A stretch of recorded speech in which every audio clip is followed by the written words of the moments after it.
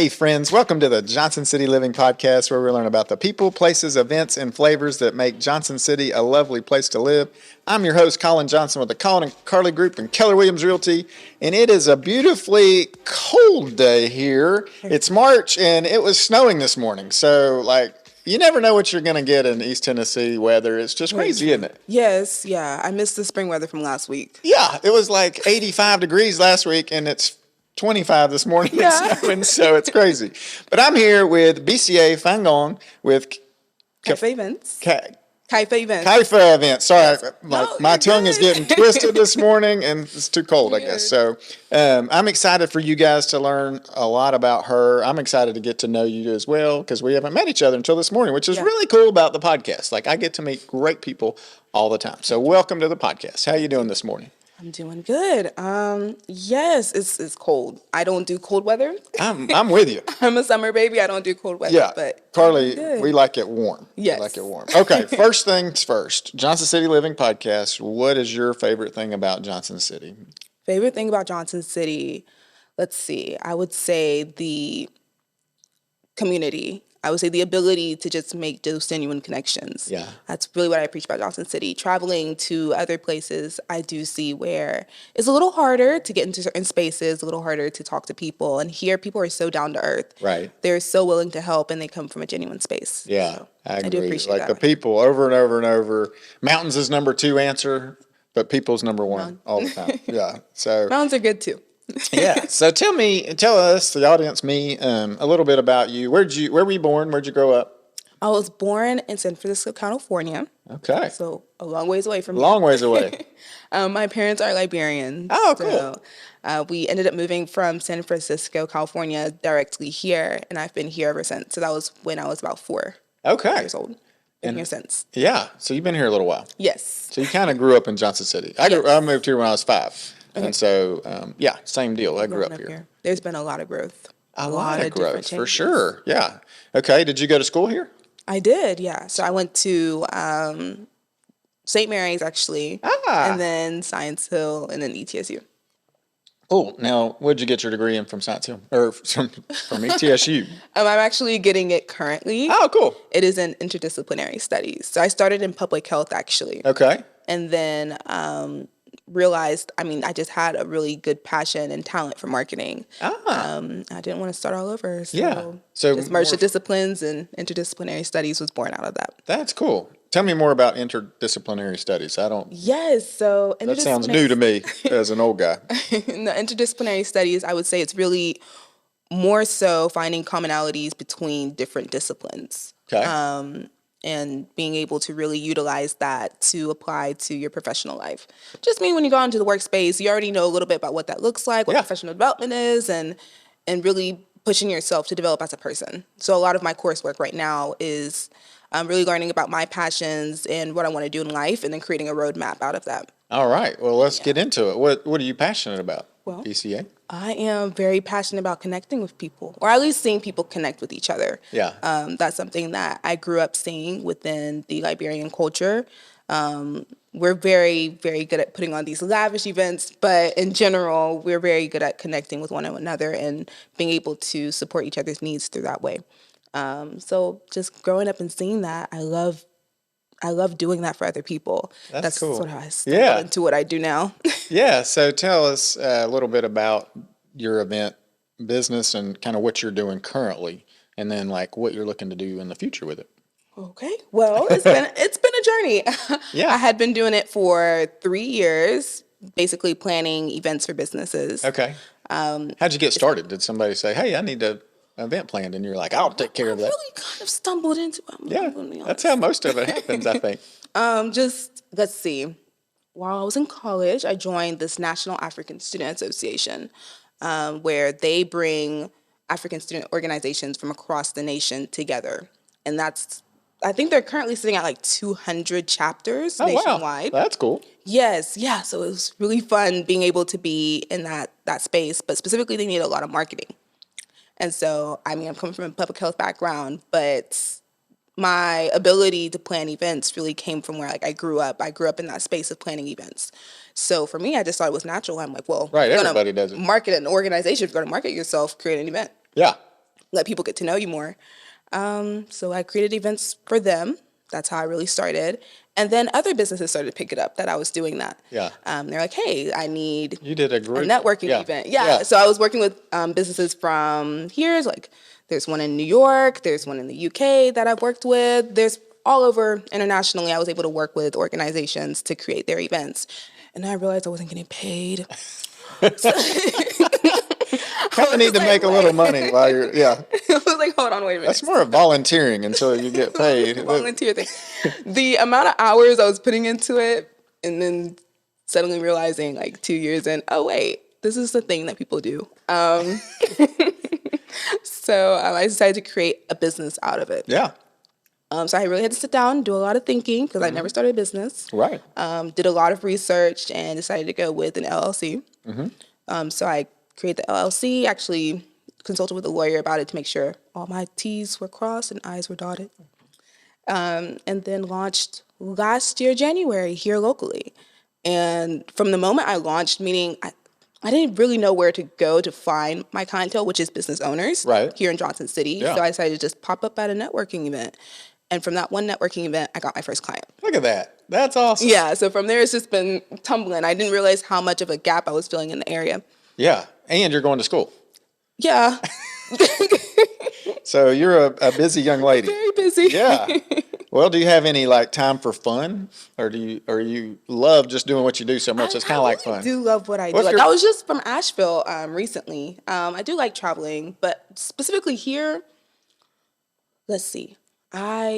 So right now I'm really loving the Philosopher's House. I'm gonna give a shout out to her. The Philosopher's House. Tell me more about that. It's a tea shop. What? Yeah. Where's they have that a tea at? shop. It's behind the library. Okay. Yeah, but it's a tea shop. It has different rooms, and you get to have where, I don't know if you see in the movies where they have these like British teapots and they have like little cups. She'll like set that up for you and like put it in your room and say, hey, this is your British tea service, and you get to have a little tea party. So I'll take my little sisters there and That's cool. we'll have a tea party. Yeah, we did that in New York. We went to a little place and it had like a kind of an Alice in Wonderland theme, and it was fantastic. Yeah, it was really cool. So that's neat. I'll have to take Carly up there and we'll check it out. Yeah. And so you have little sisters. How many siblings? do you have? Three little sisters. Yeah, one is 18. We have the same birthday actually. So Oh, that's cool. No mistaking her age. We're both born June 29th. 18, 16, and 10. No brothers. No brothers. Nope. You didn't have anybody harass you. Too bad.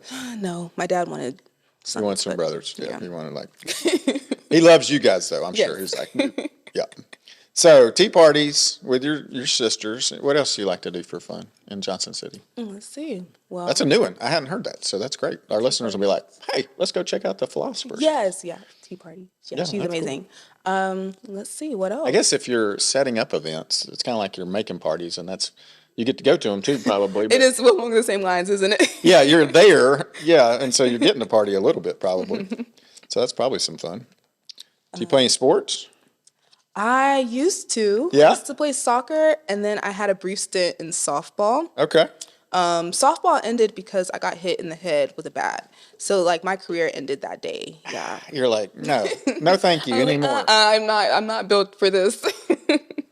Nobody wants to get hit with a bat. Yeah, hit in the head. Ah, Yeah, I was putting the ball in the tee, and the person swung before I got out the way. They just kind of went at it. So and you're like, what are you doing? yeah. Did it knock you out? Yeah, a little bit. Yeah, Yeah, that I sounds kind awful. of laid out on the floor for a couple minutes. I'm sorry. After that, Yeah. I was like, this is probably not my career path. Yeah.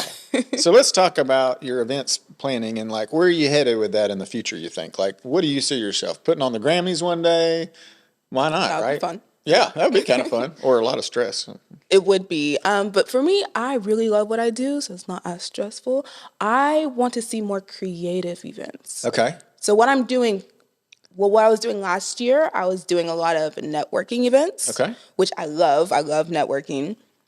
This year has been being able to do networking events, but with a creative twist, a creative spin.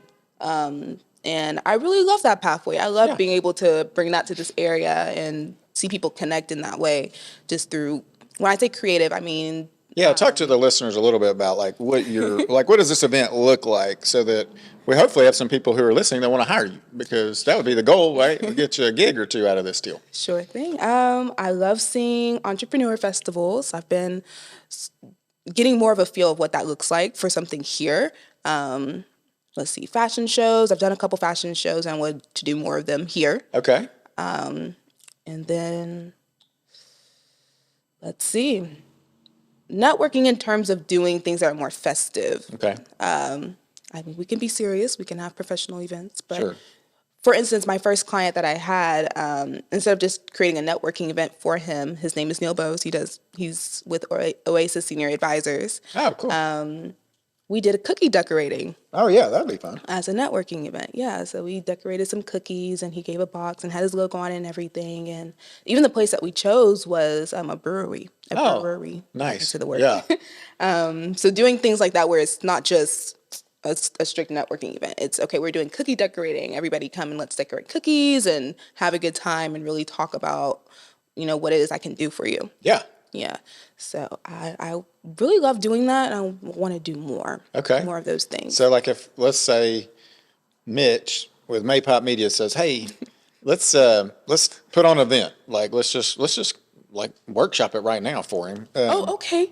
Yeah, All why right. not? Like, so how do you like get to? For me, in my mind, I'm like, how do I even get to cookie decorating? I think it sounds awesome at a brewery, but I don't have my brain is not like that, and so I like the idea of it. So where did that, so for Mitch, where would that inspiration come from? How would you process that? All right, Mitch, you ready? I'm joking. Mitch he's giving us, he doesn't have a microphone, so he's giving us thumbs up stuff, but yeah. The first thing would be me sitting down with you, understanding what your objectives and your goals are. Because for me, it's not just planning an event, it's that marketing aspect. Right. So we're going to talk about your goals, your objectives, what you really hope to do, how you want to help people, your mission, your brand, and really understand the message that you're trying to convey with your event. I got it. So I need to learn more about Maypop, but I would say specifically your mission is to give people a platform. Let's talk more. He's nodding. Yes. He's nodding. Give Yes. people To give people a platform on podcasting. And then his wife also does photography, and they do some videography stuff too. So, so then you talk about, okay, what are you probably something that you're interested in too. Right. Yeah. So we'll do some market research, and then I'll come up with a creative strategy, just meaning that I will create a strategy around your market, your target audience. Yeah. What they want, what they're looking for, what are their needs, what do they need help with, and then actually come up with the event from there. I actually cover the event logistics as well. So a lot of business owners, they're really busy with high-level things, and they don't really want to do those little tiny details, such as calling a caterer. Yes. They don't want to do that, but I'll do that Getting for the you. space lined up, figuring out where tables are going. Those little details can drive some people crazy, but not me. It doesn't drive me crazy. Yeah, you're like, that's your sweet spot. You're like, I got this. Yes, yeah. So I'll be able to execute the event logistics, and then I'll follow up with you on the return on investment if there was any. So if you had to pay for a space, or if you had to pay for food, or if you had to pay for any of the materials for the event, we'll break that down with you and say, okay, how much did you spend per person? Right. And what did you receive back? Gotcha. Yeah. And that could be a long play, right? You don't know, because you're just making connections with people. A lot of times there's a series of events. Yeah. Gotcha. People don't just do one event. One event, and then one and done, you got to continue to build relationships with those folks, right? Yes, exactly. Yeah, that's exciting. Now, you shared with me before we came on that you're doing something at ETSU. Do you want to share with the listeners, or is that top secret?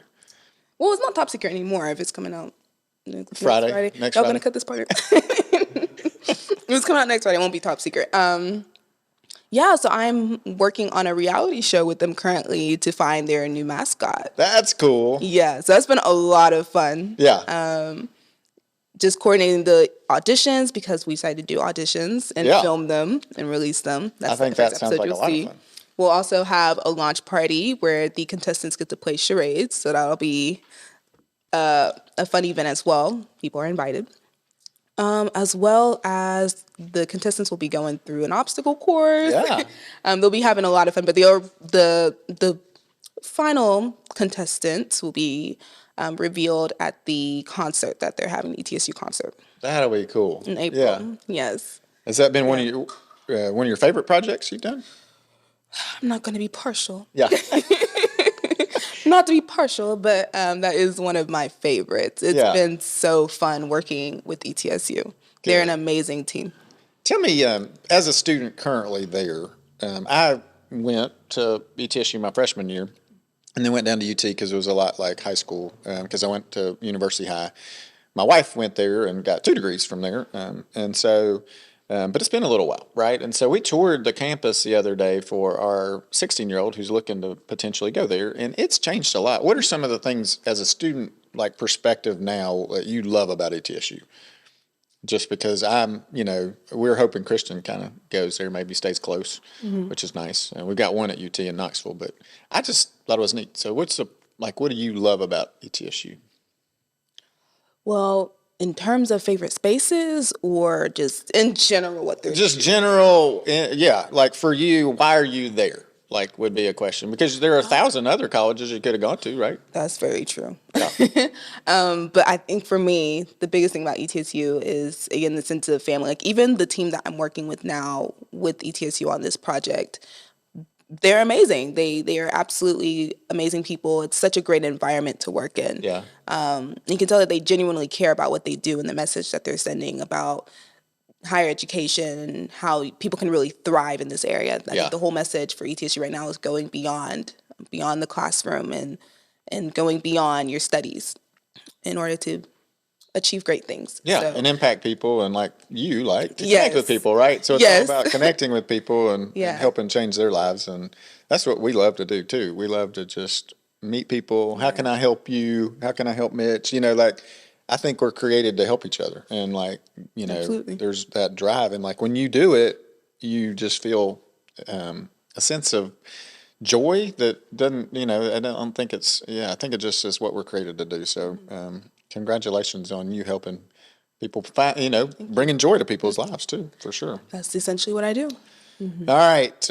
What are some of the people who've helped like you get to where you are right now? Like that you want to, have you had some mentors in this space that have helped you? And Yes, actually, all the clients that I've worked with have been mentors to me, which is amazing. That's cool. Yes, I have really good relationships with the people my clients, as well as people that I network with between here and Asheville. So that's been a really incredible experience, having access to that wealth of knowledge about business and how to really succeed being an entrepreneur. Yeah. I would say definitely my mom. Yeah. My parents are big drivers behind what I do. They're very big supporters. They're like, Besiah, go for it. And then they'll rein me in if I'm doing too much. Yeah. You're going a little too much for it. You're doing too much. Right. You need to sleep. Yeah, exactly. You need to sleep. You need sleep. And I would say, just mentors that I've received through my clients and my family. Yeah. That's cool. What's some good advice that you've gotten from some of these mentors along the way? Ooh, I've received a lot of advice. Let me think. Putting you on the spot. I know. I'm thinking. I've received some bad advice too. So. Well, we could go there too. You don't have to say who it's from. Best advice. We can come back if Racking you my head through Yeah. the people. Yeah. Setting boundaries. Oh, I will say, yeah. that's a good one. That seems to be a common thread through most of them. Okay, so that's something that as an entrepreneur, as a business person, sometimes it's hard to set boundaries. I'm sure that you've also experienced this. Like you'll get a client that may call you at 11 o'clock at night, Yes. 12. I got a call last night. I didn't answer it. It was like 8:30. I was like, I'm kind of done. Right, exactly. So setting that time boundary or setting boundaries within what you can do for people, the scope of Right. what you can actually provide and help with. Right. Yeah, especially because if you want to put on the Grammys and they've got a budget for maybe like a birthday party, it's a little different deal too. So you're like your expectations and need to be you don't want to hurt their feelings. But just in general for any entrepreneur, setting those boundaries is important. Understanding what you're really good at and sticking to that, because it can be easy as an entrepreneur to say, well, I want to help in this way. I want to help with this. I want to help with this. If you need this, I want to help with this. And telling yourself, you know what? I'm very good at this, and this is what I know I can do for this person. Right. And I'm going to stick to that. Right. Your strength. Stay in your strength zone. Yes. Yeah. That's something that within all of the advice that I've gotten, that's one I think that's good. commonality. Yeah. Because you're right. You hit the nail on the head. I mean, as an entrepreneur, you want to be able to try and help people, right? That's our job. And so sometimes I want to say, yeah, Mitch, I can help you lay flooring and, help out with your space. And just because I want to help him, right? But I may not be I'm not really good at laying flooring. I tried it. I could figure it out, but it's going to take me 5 times as long to do it as somebody else who's gifted at doing it. That's true as well. And so then it just doesn't make sense. So that's true as well. That's a great piece of advice. So set boundaries. Yes, and then you just brought up something as well, being okay with outsourcing. So sometimes entrepreneurs, we want to do everything, we can do it all, and that's something that business mentors have told me, like, it's okay to outsource if that's not your strength. Stick to your strength, and you'll see yourself grow and succeed. For sure. Yeah. It's not even okay. It's probably better. It's better. It's like, because it's leverage, right? I mean, like if you can say you're making $100 an hour doing podcasts. I don't make any money doing podcasts currently, but if you could make $100 an hour doing the podcast, it doesn't make sense for me to, stop that to go help Mitch lay flooring when I could pay somebody else, $50 an hour to help lay the floor, and then that way and so leveraging and gaining time, right, that you can work on your craft. And then the other thing too that I'm doing, if I'm laying the flooring, I'm not helping out the guy who's really good at laying flooring, right? We need to support him and help him do it. So it's like a whole, that's where the community comes back again. Exactly. Like, how do we help each other? And I'm helping the guy and he's helping me lay the flooring, and it all helps Mitch. So it all comes back to Mitch really at the end of the day. All right. So let's do a little speed round of questions on what's your favorite place to eat out at currently? I'm not good with speed rounds. Besiah. I will freeze. Okay. Favorite place to eat currently. Off the top of my head. Like if you leave here and you're going to go get lunch, where are you going? Oh, Lord. It depends on what I'm in the mood for. 5, 4. Oh, no, God. It depends on what I'm in the mood for. A local place, I will say, is Tacos and Grill.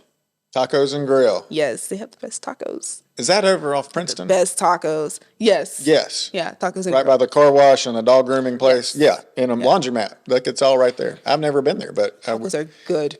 Okay. Amazing. Mitch is coming in with have a great Cuban sandwich. So amazing. Go to Tacos. Yes. And Grill. Yeah. Yeah. Okay. Coffee shop. What's your favorite coffee shop? Do you drink coffee? You're drinking coffee with me today. Coffee, yes, but I'm gonna go with the tea shop. Okay, the tea shop. If I were to just. That's really cool. The Philosopher's. The Philosopher's House, yes. Now, you're right. If I'm gonna get coffee, I would say Dos Gatos. Okay. Yeah. Dos Gatos is a good spot. Yep. Do you eat hamburgers? Yeah, I can eat hamburgers. I'm on a pescatarian diet currently, but if I were to get hamburgers, Pals. Pals, good call. Good call. Okay. Pizza. Where's your favorite pizza joint? I'm not really a pizza person. Not a pizza person? Don't kill me. No. It's okay. I think we'll work through it. Main Street Pizza? Yeah, Main Street Pizza is good. That's a good one. Okay. What are you excited about this year? When do you graduate? Is that coming up? Mm-hmm. May. So 2 months. So you're really excited about that, probably. Yeah, very, very excited. Now, are you going to stay in Johnson City after you graduate and hang here with us and not go blow it up globally or anything? For now, yes. There's actually projects coming down my timeline, which is great, amazing. It just means a lot of businesses and organizations are really wanting to serve the community with events. So the more I have these conversations with people saying, hey, we want to do an event within the next 6 months, I love it. I love seeing people really want to invest in their community. Yeah, that's cool. A lot of organizations like the Chamber, for one, Northeast Tennessee Hub. Y'all gonna cut that out? Yeah. But you can say the Chamber. The Chamber is also looking to do more things for the community, and I mean, that'll be awesome. That's exciting. Mm-hmm. Yeah. And then do you see so are you going full in on your event planning? Yes. And so you're going to grow this business, have a huge team working for you at some point, and just wearing it out all the time. Yeah. That's exciting. Yes. Yeah. Well, congratulations. I'm excited for you. Thank you. Anything I should have asked you that I didn't that you want to share? Another on the spot question. I know. I would say, why do an event? That's a question that I can answer. Yeah. Because I do get that. Why would you do an event? Why do experiential marketing? Why create do an it? event? Yeah. Why would we create events? For me, I do get this question a lot. And I think people should understand and realize that even with networking events, with birthday parties, with celebrations, things of that nature, we're not really doing it to have an event. We're doing it to connect with people. Digital marketing is a great way to connect, but people do love meeting people. For sure. They love being in person. They love being in front of somebody and having a conversation. That's a totally different feel than social media. Right. And so for me, that's my expertise, is creating an environment that allows you to genuinely connect with people about your mission, your message, and really have them engage with you. Yeah. It's one thing to see people behind a screen. It's another thing to see them in person. Yeah. Like eyeball to eyeball. Right now, I'm Yes. getting to know you in a different level because we're looking at each other. Exactly. I can connect. I can feel your energy, and I can see how you're reacting to the space and me and Mitch and all of that. And so it's it's a totally different experience. Exactly. Than on a screen. And so we got to get off the screens and get in front of each other. No more Zoom calls. There you go. Yeah. Please, Lord, no more Zoom. So tell the listeners about, I guess, like, just as we're getting ready to sign off, like, what kind of events can they call you for? Like, is it just business stuff? Just business stuff. Okay. So you don't want to do like proms and that kind of thing? Nah. Gotcha. No. I specifically work with businesses and organizations. So my strong suit is conferences, seminars, networking events, creative events like what I'm doing with ETSU, brand events, and events that really have that component of I'm trying to market my organization, or I'm trying to market my business, or I'm trying to launch this initiative, I'm trying to launch this product. That there, and how to engage my customers or my clients into what I do, that's my strong suit. That's why you should give me a call. Gotcha. Okay, cool. Well, how can our listeners connect with you? How do they reach you, BCA? Okay. Well, and so just throw my number out there. Do you have a website? I do have a website. It is kaifaevents.com. Okay. That's my website. My phone number and email should be there. Okay. So you can either text me, call me, or email me. Gotcha. I also have a social media page as well, Kaifa Events on Instagram and Facebook. Nice. Well, we'll connect with you for sure there, and I hope our listeners do as well. All right. Last question. What gets you fired up? Like, you're just like ready to go. Is it like you like whatever it might be, planning the event like the night before the event's getting ready to come up? Is it something like that? Or is it like, hey, I love going to watch a football game, or I love just curling up on the sofa with a book? You know, what gets you fired up? What gets me fired up? I would say events, but I love planning the events. I love seeing it come to life. But I think that's probably going to be my answer. It's really seeing it come to life. Like in the middle of it. Yeah, like just being there and seeing people connect, whether it be a brunch or cookie decorating or even with this, a mascot competition, right? Yeah. Seeing it come to life, like actually see everything come together. That first episode's coming out and just seeing it, I'm like, wow, like I helped create that. Yeah. We created that. So just seeing everything come to fruition. I know a lot of people do struggle with having their ideas come to life, and I'm able to have that superpower to make ideas come to life. So just like I said, seeing it take its first breath is amazing. Awesome. Well, thank you so much for coming on the podcast. I really enjoy getting to know you. This was fun. Yeah, and I look forward to hopefully being at one of your events sometime, maybe having one, you helping us put one together. But if you want to connect with BCA, she is fantastic, and she's going to take great care of you guys. So reach out to her And until next time, I'm Colin Johnson with the Colin and Carly Group and Keller Williams Realty. If you want to make a move to Johnson City, you want to meet Besiah, you can come to town. I would love to introduce you to her, and I'd love to help you find a house here or help you invest in real estate. We do that as well. So thanks so much for listening. Until next time, I hope you have a great day.